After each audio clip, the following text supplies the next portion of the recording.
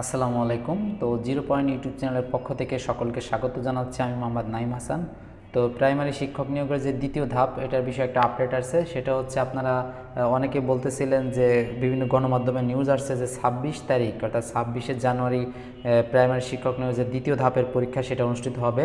তো বিষয়টা আসলে এরকম না। তো শিক্ষা সচিব অর্থাৎ প্রাথমিক শিক্ষা অধিদপ্তরের যে সচিব উনি জানিয়েছেন যে আমরা দ্বিতীয় ধাপের যে পরীক্ষাটা সেটা জানুয়ারির শেষ সপ্তাহে নিব। তো এখন শেষ সপ্তাহে বলতে ওই 26 তারিখ আসে, 26 তারিখ শুক্রবার, যেহেতু পরীক্ষাটা হয়েছে শুক্রবার, সেই হিসেবে ওই শুক্রবার ওই 26 তারিখের কথা বলা হচ্ছে।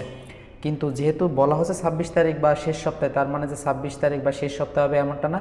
দেখা গেলো হালকা একটু পিছিয়ে সেটা ফেব্রুয়ারির প্রথম দিকে হইতে পারে, ফেব্রুয়ারির প্রথম বা দ্বিতীয় সপ্তাহ এরকম সময় কিন্তু হতে পারে। তো আশা করি বিষয়টা বুঝতে পারছেন যে এক্স্যাক্টলি 26 তারিখ বা জানুয়ারির শেষ সপ্তাহে এমনটা না, সেটা হালকা একটু পিছায়, সেটা কিন্তু ফেব্রুয়ারির প্রথম দিকে হওয়ার সম্ভাবনা সবচেয়ে বেশি। তো আপনারা এরকমভাবে এখন থেকে মানসিকভাবে প্রিপারেশন নেন যে ফেব্রুয়ারির প্রথম দিকে আপনাদের পরীক্ষাটা অনুষ্ঠিত হচ্ছে। তো ধন্যবাদ সকলকে, ভালো থাকবেন, সুস্থ থাকবেন, আল্লাহ হাফেজ।